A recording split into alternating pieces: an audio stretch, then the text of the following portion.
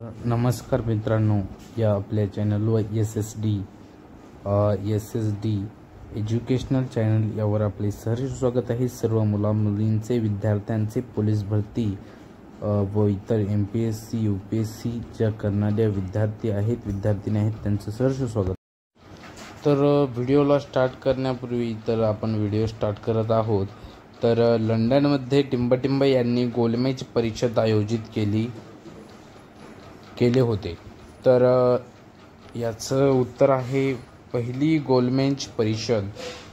Ramsay McDonald हे पहिल्या परिषदेचे अध्यक्ष होते।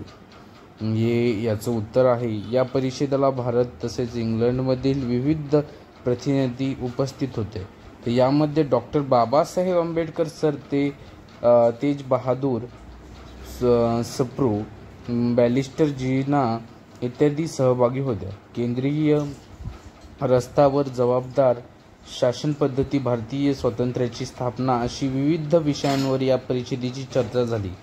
या परिषदेत विविध राष्ट्रीय पक्ष व स्थानिकांचे प्रतिनिधी उपस्थित होते, मात्र राष्ट्रीय सभेची या परिषदेत भाग घेतला नाही।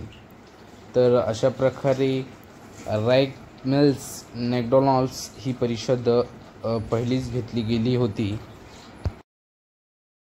आता दुसरा प्रश्न आहे, खान अब्दुल गफार यांनी टिंबटिंब संघटनेची स्थापना केली। तर खुदाई खिदमतगार ही संघटनेची स्थापना केली। तर 23 एप्रिल 1930 रोजी पेशव्यांवर येथे सत्याग्रह सुरू केला। सुमारे आठवडाभर पेशव्यांशहर सत्याग्रही ताब्यात होता। सरकारने गढवाल पटलींना सत्याग्रह गोळीबार करण्यात आदेश दिले। तर गढवाल पलटणीचे अधिकारी चंद्रसिंग ठाकूर यांनी गोळीबार करण्यात नकार दिला। तर असं आहे की पेशव्यांचा सत्याग्रहमुळे ही संघटना स्थापन केलेली आहे। तर आपला तिसरा प्रश्न असा आहे की धारसाना सत्याग्रहाचे नेतृत्व टिंबटिंब यांनी केले। तर सरोजिनी नायडू याचे उत्तर आहे।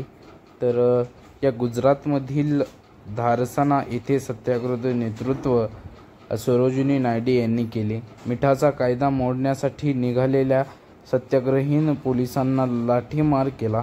सत्याग्रहीं सुद्धा शांतपणे लाठ्या प्रहार सहन करत होत्या। त्या औषध उपचारासाठी घेऊन गेल्या। दुसऱ्याकडे सत्याग्रह करण्यास पुढे येत असे खंडपणे सुरू होते। महाराष्ट्रात खडाळ, मालवण, शिरोडा या ठिकाणी मिठाचे सत्याग्रह झाले। तर येथे मिठाचे गरे नव्हते, तर लोकांच्या जलविषयी एक कायदे मोडायला सुरुवात केली। पाचवा क्वेश्चन आहे आपला, वैयक्तिक सत्याग्रहाचे हे पहिले सत्याग्रही होते। तर विनोबा भावे हे वैयक्तिक सत्याग्रही पहिले सत्याग्रही होते। तर आचार्य विनोबा भावे हे वैयक्तिक सत्याग्रहाचे पहिले सत्याग्रही होते। त्यानंतर सुमारे 25,000 सत्याग्रही व्यक्तीस सत्याग्रहात भाग घेऊन तुरुंगवास स्वीकारला। मित्रांनो, हा प्रश्न पण खूप उपयोगी आहे। तर 1942च्या राष्ट्रव्यापी आंदोलनास असे म्हटले जाते। तर ऑगस्ट क्रांती हे ह्याचं उत्तर आहे। तर चले जाव चळवळीचे महत्त्व 1942व्या चळवळीने देशव्यापी आंदोलनास स्वरूप धारण केले। तर स्वातंत्र्य प्राप्ती उद्दिष्ट पूर्ण करण्यात लक्षावधी भारतीय आसामी त्याग केला। तर आपले गुरुजी राष्ट्रसंत तुकडोजी महाराज इत्यादी राष्ट्रभक्तीपर गीतांचं आंदोलन उत्साहात वाढला। या राष्ट्रव्यापी आंदोलन ऑगस्ट क्रांती असे म्हटले जाते। सातवा प्रश्न, नोव्हेंबर 1943 मध्ये जपानने बेट जिंकूनही आझाद हिंद सरकारची स्वाधीन केली। तर अंदमान व निकोबार।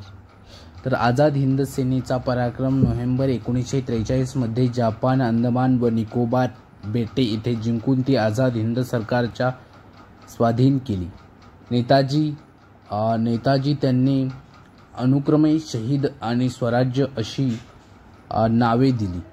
1944 मध्ये आझाद हिंद सेनेचे म्यानमारमधील आक्रमणाचा प्रदेश मिळवला. आसामच्या पूर्व सीमेवर ठाणे जिंकून यांचा काळात आझाद हिंद सेनेला जपानकडून मिळणारी मदत बंद झाल्यास इम्फालची मोहीम अट राहिली. तर 18 ऑगस्ट 1945 रोजी विमान अपघात सुभाषचंद्र बोस यांचे निधन झाले.